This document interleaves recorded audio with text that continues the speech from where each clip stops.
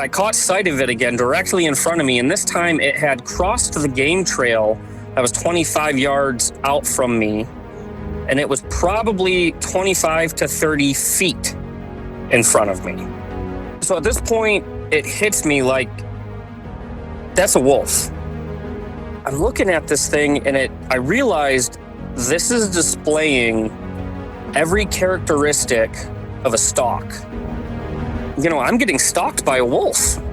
This thing's creeping up on me. So drew my pistol. I carry a 45. When I squeezed off the round, I hit it because it jerked its head to the left, gave its head a little shake, and then slowly looked right back up, like right in my direction. There's no way I just hit something in the head with a 45 and it just shrugged it off. And I just jumped up and just kind of yelled, screamed. The second I got done yelling, it stood up.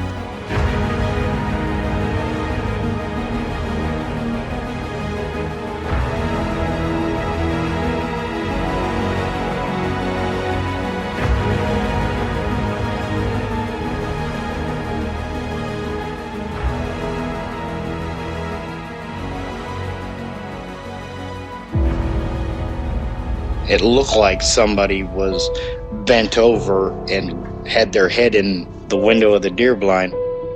It either heard me or smelt me, and he pulled his head out of the tent and stood straight up, and that shocked me.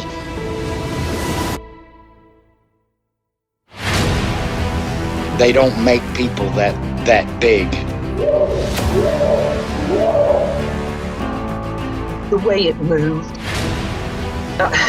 almost as if it was gliding across the beach. I've never seen anything move like that in my life. They were screaming at each other in gibberish. It sounded like a language, and they were chuntering away back and forwards, back and forwards, back and forwards. I know what a bear looks like, and there is no way on this planet that what I saw were bears.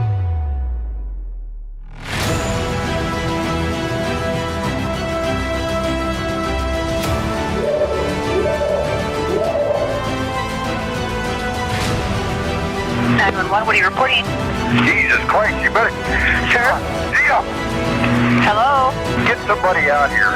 What's going on now, sir? That son of a bitch is about 6'9", I don't know. Do you see him now, sir? Yes, I'm looking right at him. Uh-oh.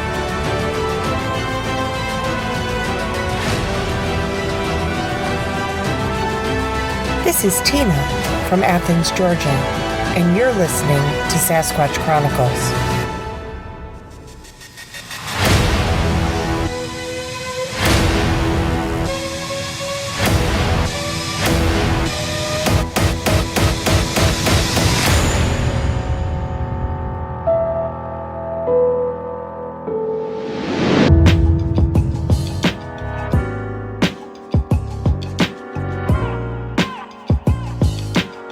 Welcome to the show, everyone. Thanks for being here tonight. Got a great show planned for you.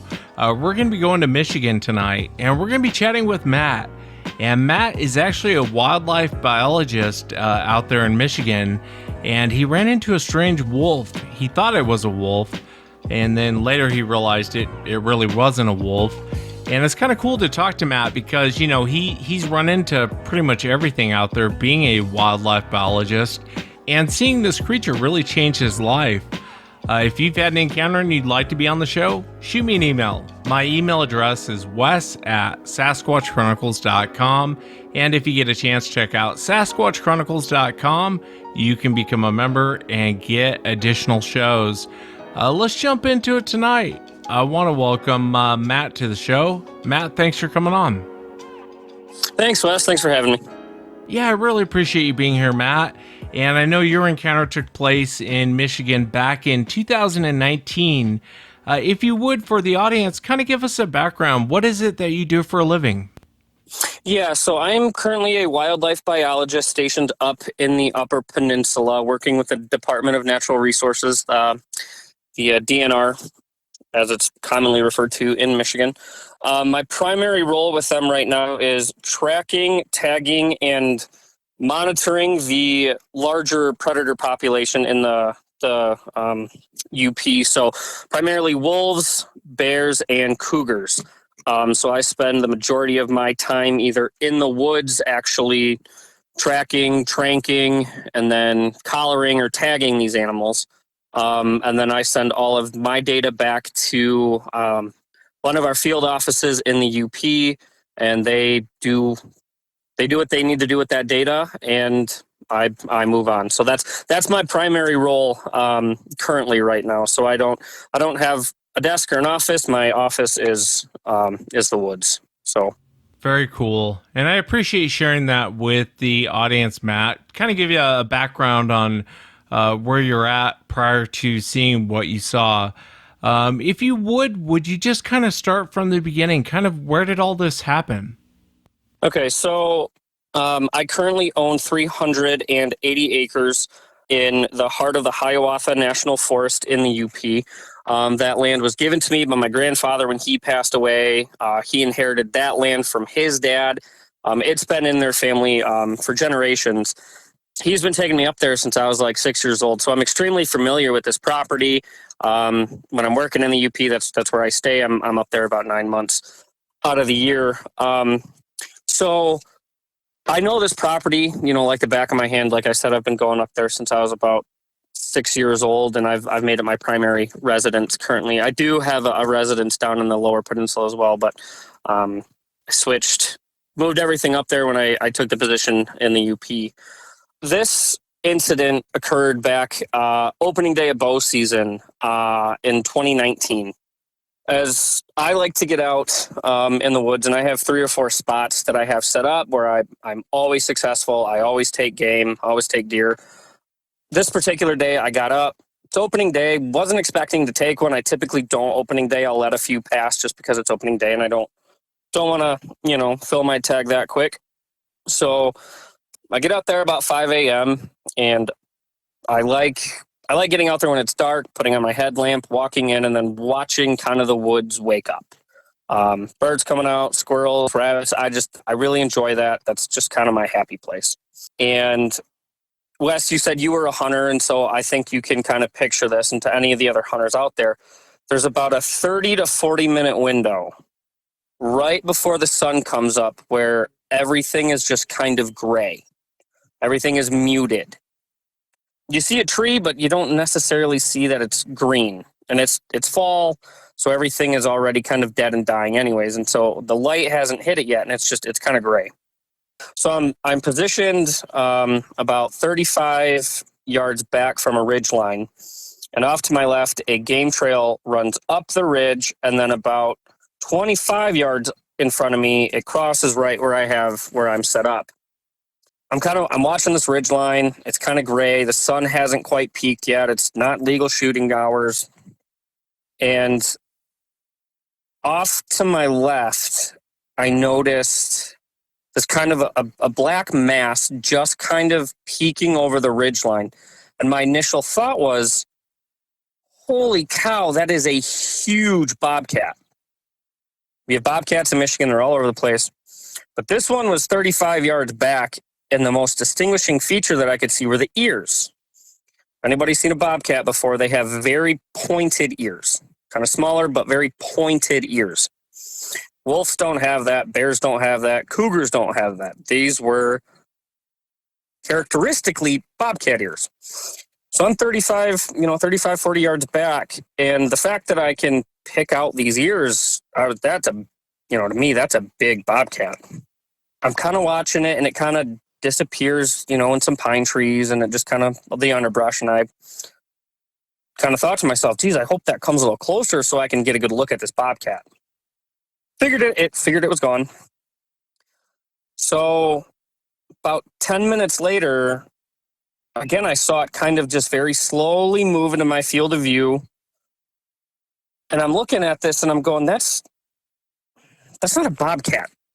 That's too big to be a bobcat, but those are not the ears of a wolf. Those are not the ears of a cougar.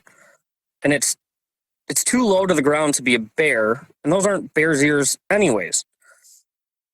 And again, as I'm looking at it, it's just kind of a shape. I'm looking at it through some, underbrush and foliage, and I'm looking at this thing and I'm going, first of all, that's black. Whatever this is, it is jet black. And those ears are what kept bugging me. So again, it disappeared into a little, I don't want to say pine grove, but there's like 3 or 4 little like pine tree saplings that I kind of lost it in. And about 5 minutes later, it kind of, I don't want to say like emerged, but I caught sight of it again directly in front of me. And this time it had crossed the game trail that was 25 yards out from me. And it was probably 25 to 30 feet in front of me. So at this point, it hits me like, that's a wolf.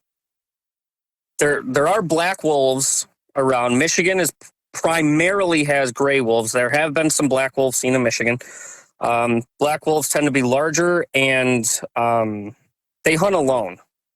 They typically don't run with a pack. They're solo hunters. So my first impression was I could see the shoulders and I could see the face, but it was a wolf.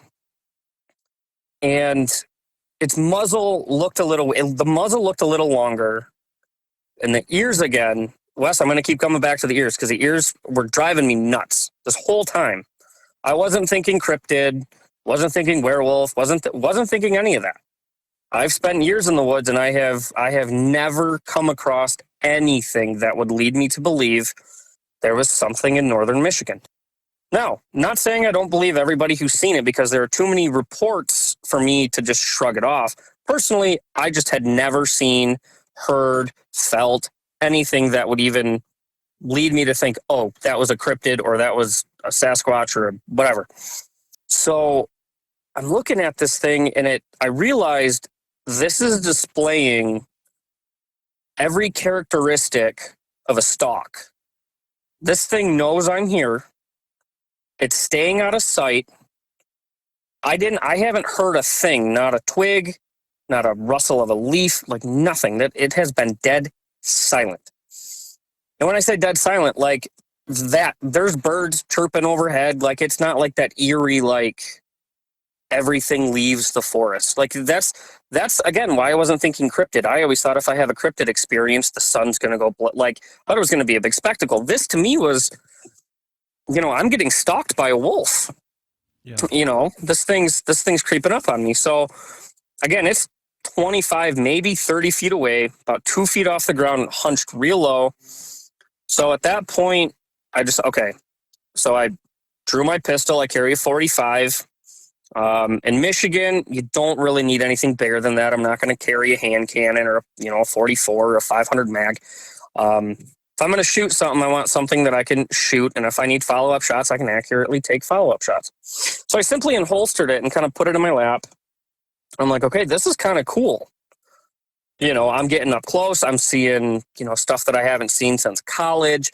As long as this thing just kind of backs away and keeps its distance, we're fine. And you know what? I can leave the woods and tell my supervisors about it back at the office. So at this point, it starts like getting a little lower and still creeping forward. Now, I couldn't make out arms or legs or shoulders, but I could see the head, and I guess I could see the shoulders. But I still couldn't make out exactly what this was. So at this point, I'm like, okay, I don't like this. This doesn't seem to be backing down. That's when I kind of got this weird feeling in my gut. Like, I'm up here in the middle of nowhere. Nobody really knows where I'm hunting. My nearest neighbor is probably 30 miles away. Work knows I'm hunting, but I'm off for 3 weeks to hunt because that's what I do every year. If something happens, I'm going to be out here for forever, and no one's going to find me. My parents won't know what's going on, my siblings. So at that point, I decided, okay, you know what? I'm going to put this thing down. I'm going to drag it out of here. I'm going to call up my local conservation officer, call up somebody, hey, this is what happened. This is where it happened. If it's my life or his life, I'm sorry, but it's going to be their life every single time. Yeah. So bring the gun up, get it in my sights, squeeze off a round. When I squeezed off the round, I hit it because it jerked its head to the left, gave its head a little shake, and then slowly looked right back up, like right in my direction.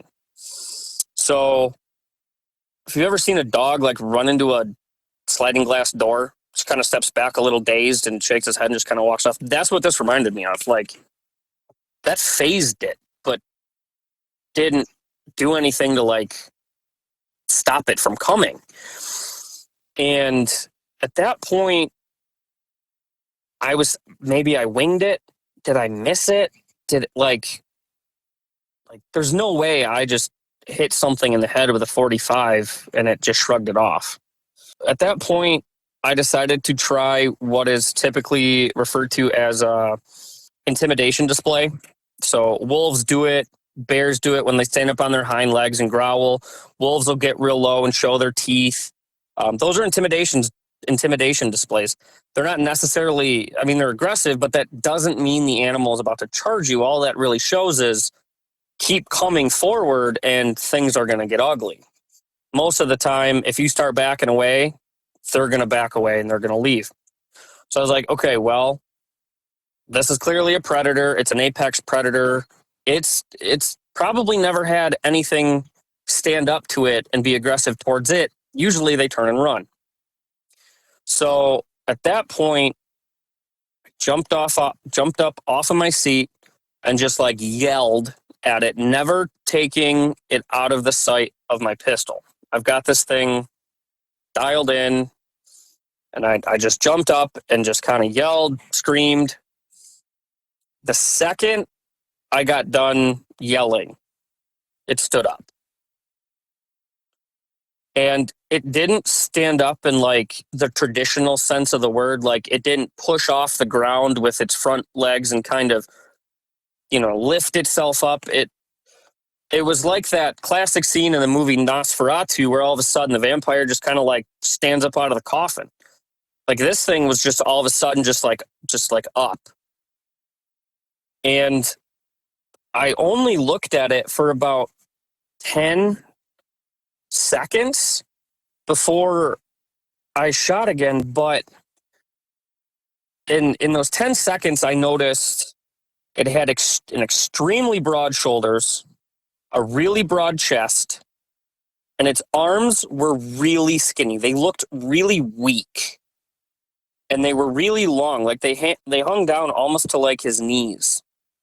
And I say a he, it could have been a female. I didn't see genitalia. Typically you won't on these type of canids.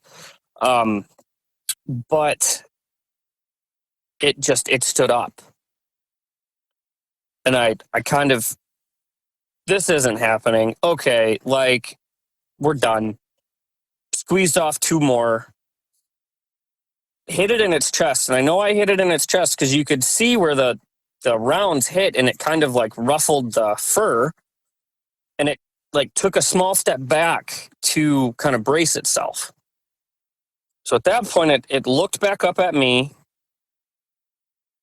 and slowly sank back down to the ground, back to all fours, and just slowly backed away into the brush, and that was it. It was not like your typical. I've heard plenty of your Dogman stories, and a lot of people compare them to Anubis. This was not anything like that. The only thing about this that had like a human characteristic was that it had broad shoulders, a broad chest, and then it like tapered down to his waist. Like you see on like really fit, not necessarily like bodybuilders, but guys who are in really good shape, broad shoulders, broad chest, tapers a bit to the waist. That was the only thing about this that I could say looked even remotely human. Everything else was completely I mean, if I tell you close your eyes, picture a werewolf, I mean, and it sounds dumb to say, but Wes, that's what it was. That's what I saw. That's what I shot. Yeah, I'm fascinated by your encounter, Matt.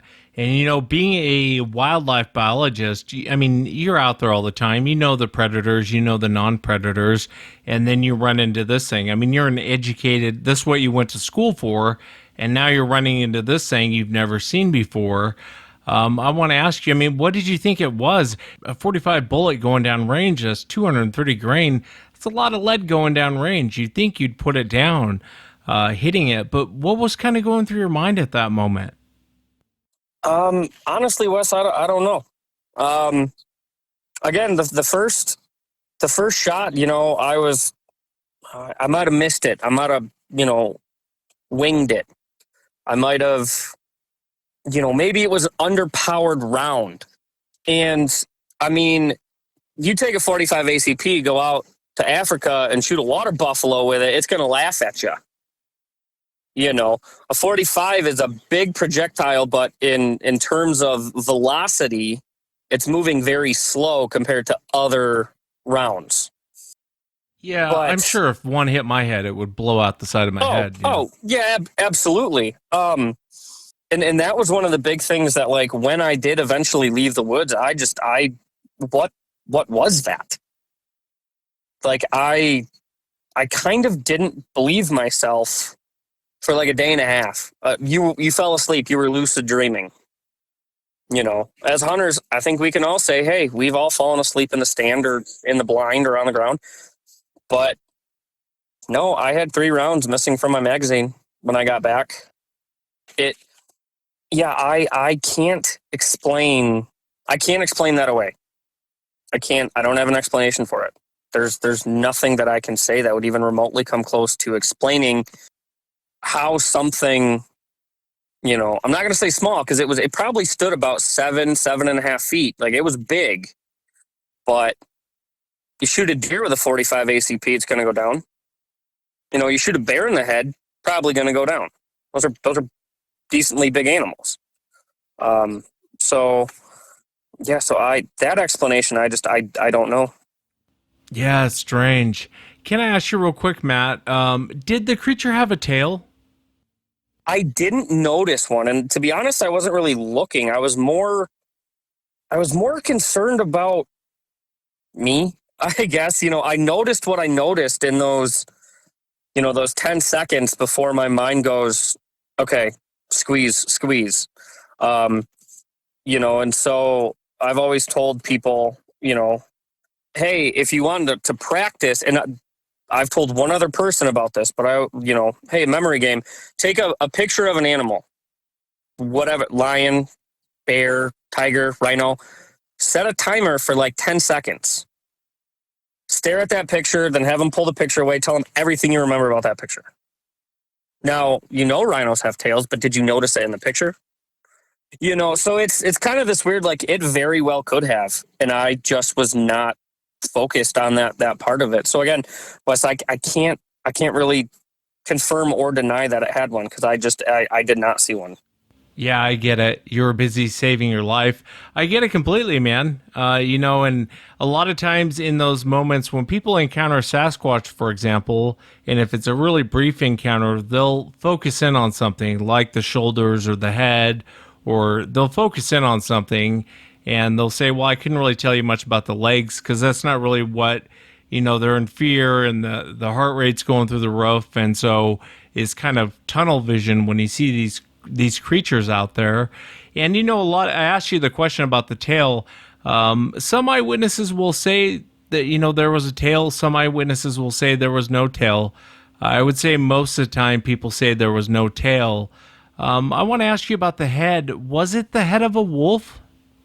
Yeah, no, it had like an elongated muzzle. Like, it had a longer muzzle than your typical gray or black wolf. And like the other, like, Wes, this didn't have glowing red eyes and dripping, sharp teeth and claws like Ginsu knives. Like, this was just like, oh my God, like a wolf just stood up. Wait, no, like, what am I looking at? What is in front of me right now? Like I knew where its eyes were, but they were sunk back in its head a little bit more than typical wolves were. And we didn't see like an iris or pupils or anything like that. But I knew where the eyes were. And it didn't hit me until it stood up. And then once it stood up, it was maybe 20 seconds of it standing, me looking at it, 2 shots, back down and gone. So like it happened relatively quickly. It was so like unwarranted. It was so just not necessarily unwarranted, but it was just like unexpected. I've been in these woods for years. I have hunted this spot for years. I have never seen anything like this. I have hundreds of game cameras on my property. Never caught anything even remotely what I would consider to be a cryptid. So that was on the last thing on my mind until I actually got back to camp and realized, nope, that was something else. Yeah, and the crazy part is you're a wildlife biologist. I mean, you've gone to school for this, and I think the encounter is very, very fascinating. I know being in your situation, you probably don't feel that way, but with your education, now you're looking at something very, very unknown, and what do you do? The whole Dogman thing is very strange. I know when you and I very first talked, you said one of the first episodes you listened to was I think it was episode 748, the Dogman phenomenon. And in the intro, I had one of the guests come on, and they were talking about, it was a guy, he was driving out there, I think he was in Pennsylvania, and he was driving down the road, and this thing jumped out in the middle of the road. And it's very identical to your situation, because the way he talks about this saying, and if the audience wants to go listen to 748, you'll know what I'm talking about. But he saw this creature on 4 legs, and he thought, is that a coyote? Is that a wolf? And then he said, bam, it's up on 2 legs, and started running towards his car. And, most encounters with these dogmen are very aggressive, very, very aggressive. And in your situation, it didn't seem to be that way. It's just odd, being a wildlife biologist and you're seeing what you think is a wolf get up on 2 legs. Canines don't get up on 2 legs. They can't. No, absolutely not. And the other thing that I've heard on your show is that they seek revenge. That I never had it come to the cabin, and I have 2 German Shepherds at the cabin. They're off leash. They can wander the woods and do whatever they want. They were sleeping on the porch when I got home that night. Nothing came through camp. It was just gone. And honestly, looking back on it now, it's kind of cool, I guess. But I wish I would have killed it just so I could have brought it in. Just so there would have been a specimen, something. Yeah, I wish you would have too. I wish you would have shot it and brought it down. And that's a weird part about this whole Dogman thing. Whatever they are, the term bulletproof seems to come up a lot. I've had police officers empty. I had a police officer empty a clip into one, and it didn't stop it. It just kept coming, which is bizarre. If it's a natural animal, just the sound of a gun going off is going to make most animals run. If you graze one or whatever, it's going to run. The only time they're going to attack, which is probably going to be very rare, especially when you're firing a weapon at one, is if there's something wrong with it. And this creature, it seems like it was going back to get the milk, after you hit it. Yeah, every action, every step, every motion, everything it did with intent. This thing knew where I was, but I don't think it knew that I knew where it was, if that makes sense. So with it kind of moving in and out of the trees, he was making sure I was still there and then finding a vantage point to get to a new spot closer to me. That is very typical of cougar and wolf behavior. Wolves, when they're hunting in packs, they'll run a deer down as a pack. If you've got a lone wolf or like a rogue wolf, they'll put a stalk on something and they'll get as close to it as they can before they actually like attack and go for the kill. So in my mind, I have no doubt that if I wouldn't have fired or wouldn't have moved or like not acknowledged it was there, it would have attempted to get closer. Like, and it would have finished what it started. That is, that's my idea. Those are my feelings on that. Yeah, and I would have shot the creature too, Matt. I mean, I don't blame you one bit for shooting. I probably would have shot before you did. And thank God of the profession you're in, because, you recognize the stalking behavior of them coming in closer and closer and closer. And generally they do that before they attack. And God forbid someone who didn't recognize that behavior was out there and just sat there and watched it come in closer and closer. Let me ask you, do you think it's a biological creature? Absolutely. I'm a Christian. I was born and raised Catholic. I'm not the best practicing Catholic right now, but that's what I identify myself as. Everything about this was flesh and blood. Simply because if it were a demon or something paranormal, why would it stalk? Why would it stay hidden?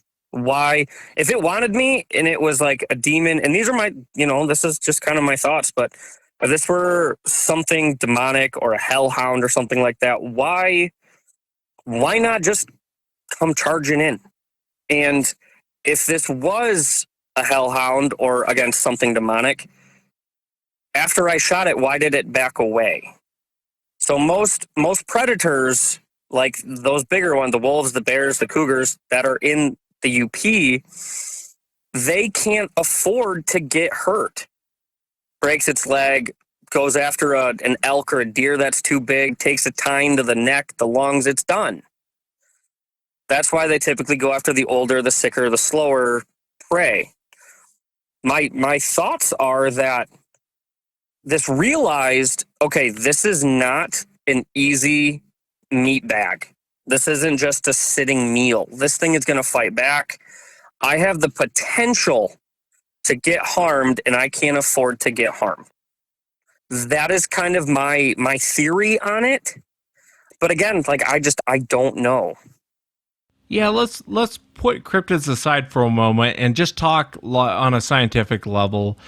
There was a bear, I want to say it was in upstate New York, might have been Pennsylvania, and neighbors, these people were filming it. It was coming through the neighborhood. It would come through every morning and eat food out of the trash. The fascinating part about the bear was it only walked on 2 legs. It never got down on 4 legs. And you could tell people had taken video of it, and there was something wrong with its paw. And, so you kind of feel for the bear being in that situation. And I don't recommend feeding bears, but I probably would have fed the bear too, because I would have felt bad for it. Because otherwise it's going to die out there. It can't live like any other bear. On a scientific level, though, I've never heard of a canine adapting and getting up on 2 legs and running around like a man. It's unheard of. And I don't think their physical structure is built for such a thing. Now we're talking on natural animals right now at this moment, but I've never heard of such a thing. And I want to ask you, with your education and all of your knowledge of different wildlife, how do you explain that on a scientific level, that a canine would get up, adapt, and walk around on 2 legs if it's a natural animal? How do you explain that on a scientific level? And I'm not breaking your balls. I'm just curious. I'm curious on your opinion. No, I would classify it the same way you would classify Sasquatch. It's an undocumented mammal. I mean, to me, that's the only explanation. And on the flip side of this, right, if this is a flesh and blood, like canine mammal, it has to have parents. This isn't hundreds of thousands of years old. This isn't the only one of its species. And again, Michigan is known Not necessarily for Sasquatch, although I do believe the sightings that have been reported, Michigan is known for the Dogman. And I mean, Wes, I sent you the pictures of my cabin, look at all the area that's up there that's unpopulated. There's a couple bigger cities, but there's a lot of open forest in upper Michigan. Now, that's not me saying there's a whole pack of werewolves running around northern Michigan, but I think you would have to classify this as an undocumented canine or like a subspecies of canine. Yeah, I see where you're coming from on it, Matt. I just have a hard time buying into the fact that it's a natural animal. I don't have a hard time buying into the fact that Dogman is real. I've talked to way too many people who have very, very similar encounters, and there's a lot you can pull from their encounters for this thing not to be out there. I just have a hard time buying into the fact that it's some natural animal that has adapted this way. And the bulletproof part, of them being bulletproof still bothers me. But I get where you're coming from, and I respect your opinion. I did get the pictures of your property, and it's a beautiful piece of property in Michigan. If you told me that, hey, these pictures are from a place in the Pacific Northwest, I'd believe you. It's green, and I mean, God, it's beautiful out there. I want to ask you though, Matt, have you gone back to this specific area where you shot this creature? Absolutely. I was there 3 days later. As dumb as after I shot it and it disappeared, I probably sat there for 2 or 3 hours, just kind of dumbfounded, confused, nervous, scared, terrified. I went through just about every range of emotion you could go through. And at that point, sun was up, birds were out. Not scary. It wasn't, you're oh, dark in the woods. So I got up and I went to the spot where I shot it, and there were imprints. You could see where something had walked, but there wasn't anything castable. Up there was leaves all over the ground, so there's nothing left, good footprints or paw prints, but you could definitely tell where it had been standing. There was nothing, there was no blood, but I also didn't find my rounds. Now, you shoot 45 at a brick wall, something hard, that bullet's going to mushroom up and just drop and hit the ground, maybe bounce back a little bit. But I didn't find the rounds, and I went up there with a metal detector the next day. Again, I was looking at this from my background, and typically when a large predator, wolf, cougar, bear, has an encounter with a human where that human fired a shot into the ground in front of it, actually hit it, did something to stop an attack, you can tell those animals from the ones who haven't. When you're in the woods and you run across a black bear that's had an encounter with a human that affected it negatively, it's going to take off. It's going to get as far away from you as possible. Same with a cougar, same with a wolf. The ones that haven't, they're kind of curious. They don't really care. They're top of the food chain. So with this, it was I wasn't super worried about it coming back or hanging around. Again, I'd been on this property for over 25 years, never seen anything like it before. My initial thought was whatever this was moving through, caught my scent, watched me walk in. It was there, not for me, but I was opportunistic. He had an opportunity. He was going to take it because I looked like an easy meal. So yeah, I did go back, and that was in 2019, and I'd go back.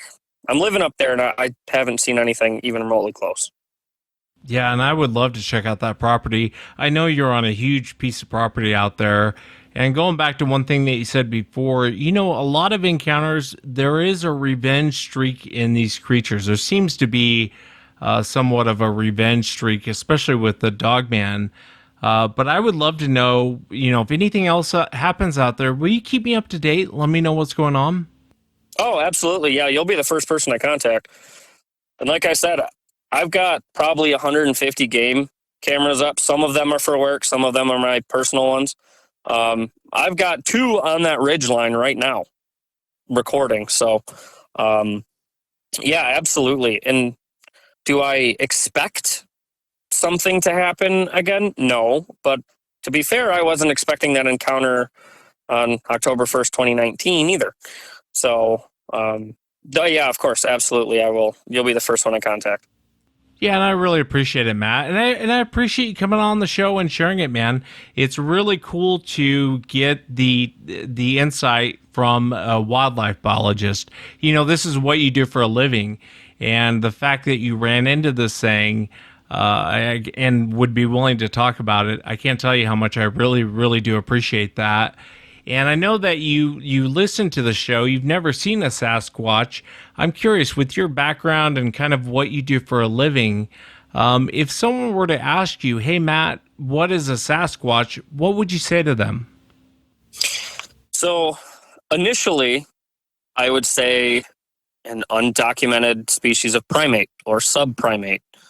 But there's too many weird things about some of these encounters that make me go, okay, there might be something different. And the one episode of yours that I listened to was you and Les Stroud, when he gave his story about the mind speak.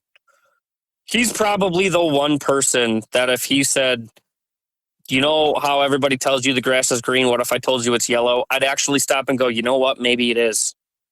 That's how much faith I have in him. And I've watched, so when he was talking about that, I was like, okay, there's something else to this. And, maybe they are a subspecies of primate who have tapped into a part of their brain that we can't. I mean, there are certain animals that display certain characteristics that us as humans can't even fathom, like the cuttlefish. Have you ever seen the way cuttlefish change colors? No, I don't even think I know what a cuttlefish is. It's it looks like a little squid. But, I mean, they will flash like neon signs. I mean, they can change color just within their cells. And they can do it whenever they want. Or they don't have to do it. They can control it. They don't really, there are people who understand how to do it. I'm not a marine biologist. But there are certain animals that display these characteristics that the modern, human goes, huh? What? How is that a thing? But to them, it's everyday life. But to them, that's normal. To me, I would have to say it's an undocumented species of primate. That's me, and I don't think we'll ever know until one gets brought in. Yeah, and that's definitely a fair answer, Matt. I mean, no one really knows, and you're right, no one will probably ever know until one is brought in. Same thing with the Dogman. That's why I love that question, because there's really no wrong answer. You can't give a wrong answer to that question. I want to ask you, being a wildlife biologist, I always thought, God, that'd be such a great gig. You're out there, you get the fresh air. I would imagine at times it's boring and can be very dangerous too. I would imagine as well. Has there ever been a moment when you've been out there, except for the Dogman situation, has there ever been a moment when you're out there and you're working as a wildlife biologist and you think, I'm in big trouble, I may not make it out of here? There have been a couple times. I've been bluff charged quite a bit. I say quite a bit, probably 4 or 5 times by decent sized black bears. And again, if that's why throwing up your arms and, yelling and screaming and making yourself look big, they're not used to being challenged. They're used to things turning and running away. So if you challenge it, odds are it's going to be like, what is this? And turn around and run away. I have been surrounded by a pack of wolves. I only saw one of them.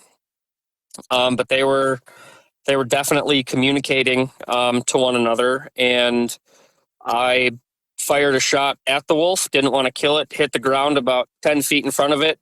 It took off, and I never heard another howl and got out of there. I was riding my bike down a trail and looked in my rear view, and there was a cougar just sitting on the other side of a tree I didn't see, and it kind of took off and started to trot after me, and then it just kind of worked its way into the woods. So those are kind of it. Most of the time, it's very kind of, I don't want to say boring, but we set a lot of like traps, not like bear traps, but actual like cage traps that I check pretty much every day, if not every other day. And then if there's something there, we'll sedate it, tag it, maybe put a tracking collar on it, depending on what we've got. Open the trap, let the tranquilizer wear off, and then it kind of wanders out to the woods, So I'm not out there running around with a tranquilizer gun shooting at everything, that moves. If we're going to put a trap up, we've got good sign. We have sighting on a trail cam. We have scat. We've got bones from, its kills, So we have an idea of where these guys are. Yeah, and I appreciate sharing that, Matt, very much. All those situations would really terrify me. Black bear and the pack of wolves, though, I think would really, really bug me. I mean, that's beyond terrifying. You're not fighting one predator; you're fighting a group of them. You know what I mean? That was pretty creepy. That was like right at about dusk. So the sun's not coming up, sun's going down. It's only going to get darker. But yeah, luckily that one shot was all it took to have that one, that one barked, and that was enough of an indication that, hey, this isn't an easy target. Whatever this is going to put up a fight. We don't want to get hurt. Let's get out of here. So. Yeah, and I think the whole black bear situation would bother me. I've come across black bears when I was out there hunting, and I've never come across one that really wanted to fight, or it's like they get a sense of you and they're gone. They get a whiff of you and they're gone. And every black bear I've seen, it's like a flash. You see a black flash and they're running in the opposite direction. And in North America, we have a ton of black bears. And my audience, ranges from people who don't go out in the woods to hikers, hunters, kids that listen to the show. And, with your education and your role in the community, what would you recommend if someone came across a black bear? What would kind of be your advice? Stand your ground. I mean, I hate saying this, but if you come between any bear, black, grizzly, Kodiak, polar, if you come between a mother and her cubs, I mean, don't turn around and run, face it, back away, keep your arms out, let it know that you're leaving, let it see you backing away. You don't want to turn around and run, because that will trigger its predatory instincts, and it will chase you because it will think it's prey. It'll think you're prey.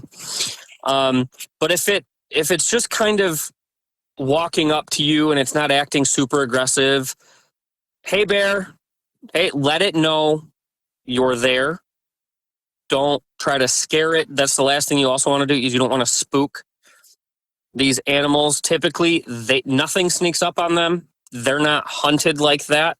So if all of a sudden there's something there that snuck up on it that they weren't anticipating, they're going to go into defense mode, which is typically really aggressive. So basically, if you're out in the woods and all of a sudden you've noticed that there's two bear cubs in a tree next to you without a mama, just back away, keep your arms up, make yourself look big. Again, these animals aren't used to being challenged.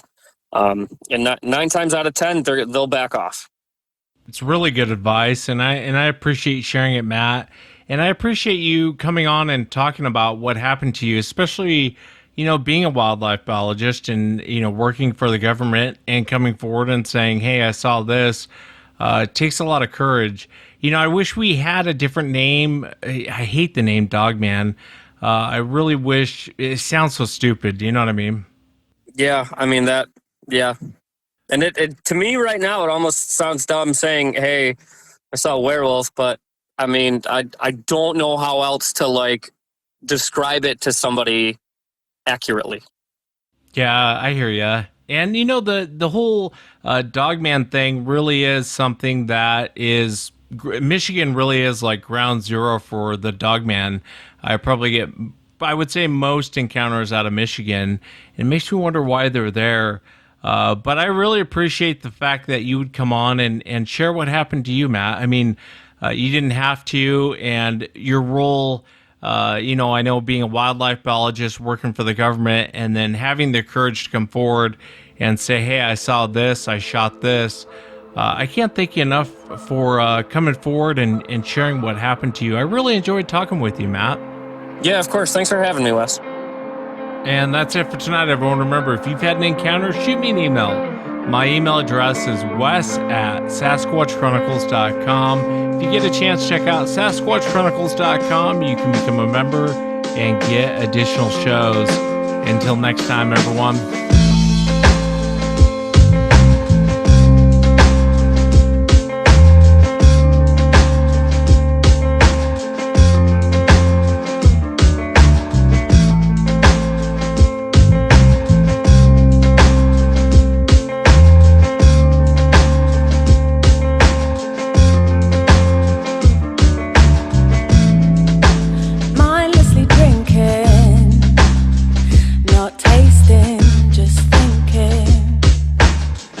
About limitless infinite life. She is my thunder. No wonder I'm going under the intoxicating danger I like. Save me from myself, let me drown in my black lake. Let me float away. Save me from myself, let me drown in my black lake.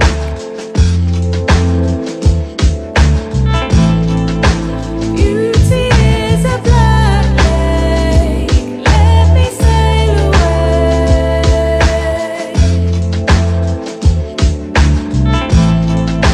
Beauty is a black lake, let me sail away.